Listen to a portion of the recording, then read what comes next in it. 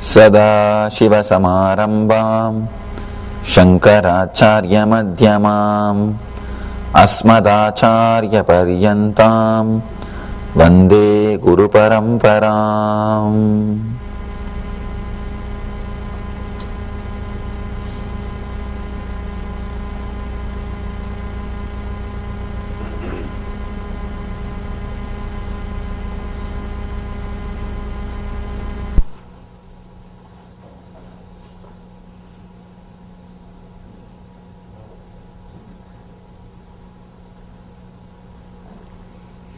I welcome you all with my love and respects.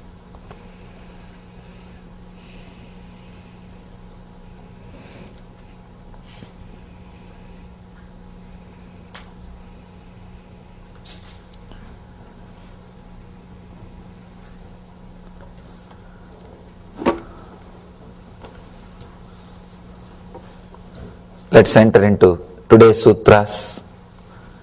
Today's aphorisms.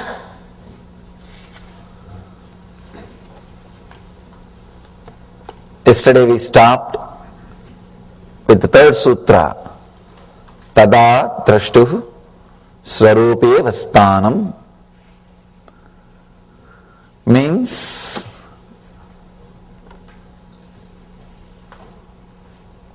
when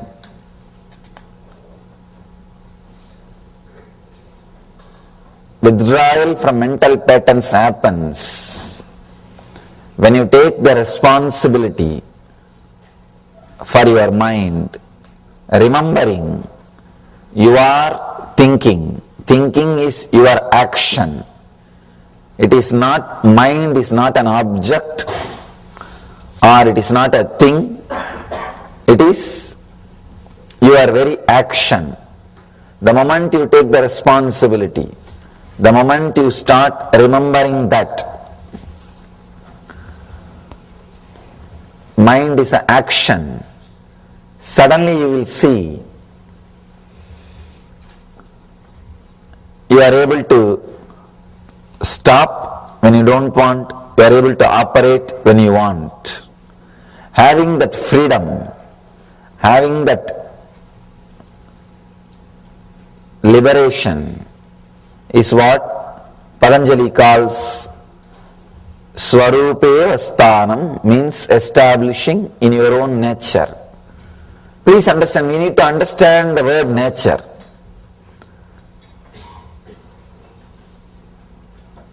It's an important understanding. Usually, what we call as nature is the state which is confused, deluded, depressed. We start calling this as our nature. But Patanjali says Swarupe. Nature means complete, settled, pure consciousness. It doesn't say our deluded state as nature. Usually, when we talk or think or anyway, anytime, when we use the word our nature, we start using the meaning of our nature, what we call or what we think as our nature. That is a big problem.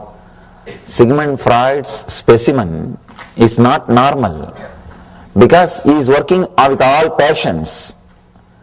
He is working with abnormal people and creating a standard. Naturally, it will not be normal. What idea we have about normalcy is our nature, but that is not the true nature. Here, Patanjali says nature means in the state where there is no thoughts. When the Chitta Vritti Nirodha, when Chitta Vritti Nirodha happens, that is what is our state.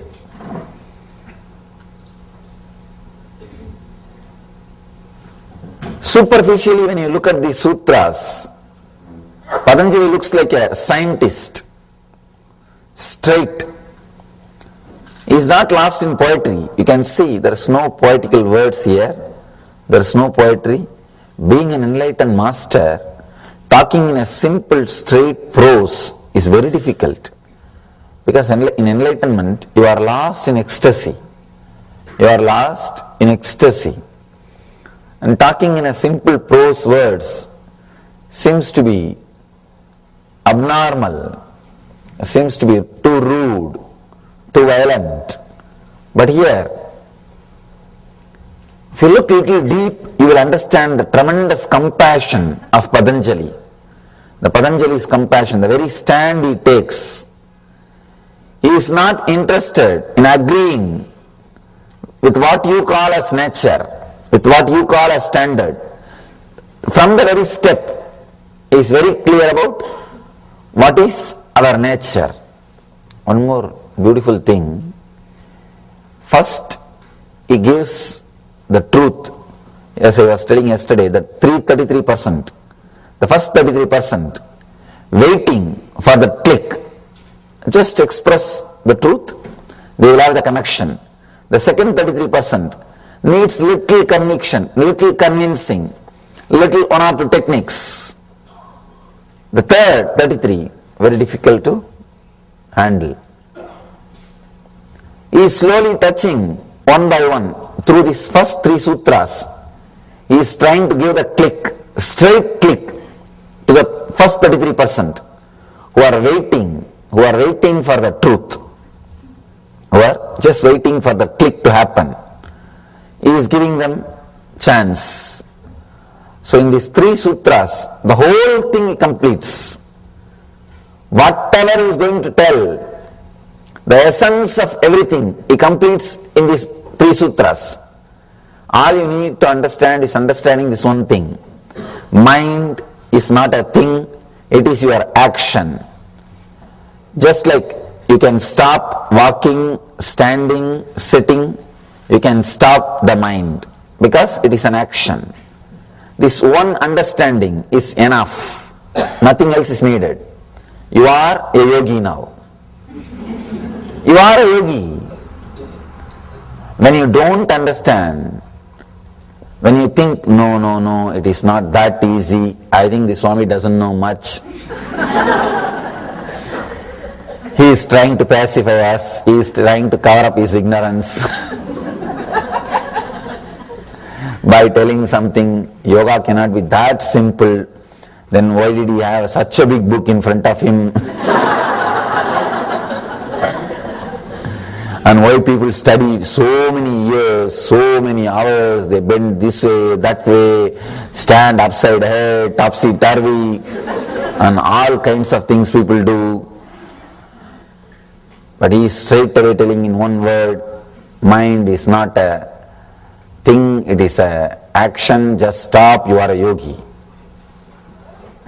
So when you have all these questions, any one of these questions, now you are second 33%. You are second 33%. Now Patanjali is talking to you. The next step he is taking. He started using the words of a teacher, a lecturer. First 3 sutras is like a master, straight Zen master. Now he is going to the second tone. He starts explaining one by one. This is what, this is what, this is what. He is using more word. I can say he is little compassionate. He is not ready to leave us. After some time, after this chapter, he is handling the third category. You should see the tremendous passions. Tremendous passions. Amazing passions, explaining every inch. Actually, first when I read the Yoga Sutras, I thought, how can an enlightened master be so dry? Because he is not making any jokes, stories or poetry, nothing. Straight away he is talking like an angry husband. And not a single extra word, nothing, straight, he's saying tuck, tuck, tuck, tuck, tuck. Now I understand, first he is trying to deal with the people who are waiting for the click, who have experienced that now, ata yoga Yoganusasanam, who are ready, who are in this moment to receive yoga, who are ready for yoga, who are ready to explode. So he is trying to handle them, they are waiting. He can't delay the process. He can't make them wait more and more. So he is straight away delivering for them. Once he is finished with them, then he goes to second 33%. There he is little more relaxed. He is using extra words. He is not poetic, but at least using extra words to convince. In the third, when he is touching the third 33%, there he is very poetic. He is very poetic, very tempting, using all the words, methods, techniques to give extraordinary powers, to give all possible bonuses. He has big sailboats. Save 60%. He has all kinds of boats when he works with the third 33%. Let's enter into the next level sutras.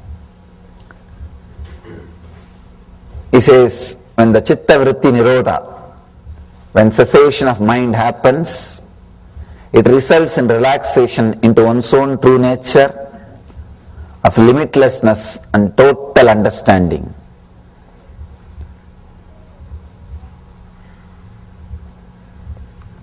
The other day, I had opportunity to sit with a great research scholar who is doing research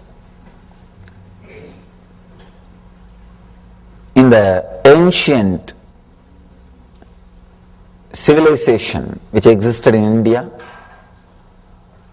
I can say that is the Indian civilization is the oldest living civilization. It is oldest and still living. His researchers, his name is D.K. Hari, I was shocked to see the way in which the intelligence is expressed in the Indian civilization, not just with enlightenment science. The aircrafts, the houses, in the architecture, in the field of building dams, bridges, is proving very clearly the Ganga river is man-made. Something like few thousands of years ago, man-made river was built and man-made bridges on the ocean was built. The amazing understanding, clarity, experience expressed, something like a 42 varieties of aircrafts have been built, all thousands of years before, something like 8,000 to 9,000 years before. I was shocked. I thought, how could they have so much of clarity, understanding and intelligence? In the meditation field, they did a big research and developed the science of enlightenment. This I can understand. But how could they do so much in the outer world? When I myself dive deep into the yoga, into this consciousness, I understood when there is no thought, when you are in your nature, you have limitless energy and true understanding about everything. That is what here Patanjali says. Limitlessness and total understanding. Any direction you can direct your consciousness, you will have clarity about the truth. You will have total understanding in that direction. Like things will be waiting to reveal itself to you. Things will be waiting to reveal its mysteries to you. All you need, just look in. You will see, it reveals all its mysteries to you. You are able to connect with it and receive all the informations, secrets, mysteries. It is just like downloading. It's just like downloading. If you are a yogi, if you are a thoughtless, zone, anything, just bring your awareness. that restful awareness, that is what Patanjali calls samyama. Restful awareness. If you direct your restful awareness towards the direction, you know it. I have seen Indian yogis. I had the fortune of living at the feet of many Indian yogis. They just master anything. I have seen a yogi, one devotee brought him very complicated electronic mechanism. I think it's a MP3 player. Neither he knows English, nor he has handled these electronic equipments. If he knows English, we can say, he would have read the button play, here fast forward and all those things. He knows nothing. But I could see very clearly, the moment he picked up the machine, picked up the item, he started handling it perfectly as if he is living with it. I asked him, what is this? How can this be, sir? How can this be, Swami? He said, I may not know this machine, but I know how the whole system works, how the whole thing is getting operated, how the whole thing functions. It's very difficult for us to understand. It's very difficult for us to understand. I have seen yogis playing with the power of the mind, with the power of energy. See, they can just create sound wave and do what they want. One yogi, Raghupati Yogi, who taught me yoga, anything you want to do, you will just only create a sound wave. I have seen that result happening. For example, if you want to throw a stone on a tree, you will just create an exact sound. And that sound wave will be so powerful, it will reach the tree and the fruit will fall. You will take, if you want to break a stone, you will take that stone in the hand and create a sound wave as if it is hit by a hammer. That sound wave will be so strong, the stone will be into pieces. Sometime he will create a sound wave like a dog. All 40-50 dogs in that area, some 2-3 kilometers, will come running towards him. These yogis, they master different powers. They live in a different zone. They express different kinds of energy. So here, when you are in that restful awareness, then happens total understanding and limitlessness. Swarupe Vasthanam. Let's enter into today's sutra. Vriddhi sarubhyam itaratraha. Let me give you the translation. Till that state is reached, there is clutching an identification with thought patterns. Till you reach that state of yoga. See, now he is talking to the second 33% who say, no, yoga is not that easy. You will talk all these things and go away after 2 days. We know how difficult it is. I am practicing 20 years, I am practicing 10 years, I am practicing 35 years. Understand, if your practice is an income source for your teacher, how do you expect you to grow further? If your body is an income source for a doctor, how do you think you can get healed? Same way, you need to understand. You need to understand the deeper truths. Till that state is reached, when you say, no, it is not that easy, then Patanjali also says, all right, it is not that easy. When Patanjali says, it is easy, if you stand up, yes, it is, then you are done. The click has happened, you don't need anything further. Leave the truth. That's all. If you add that click, now all these things are just entertainment. Oh, this Swami is there, after all let me know about this, nothing wrong. If you are reading this further as an entertainment, it's perfectly alright. But if you are reading this further with bondage, unable to connect, unable to have the first click, alright, at least join the second group. At least join the second group.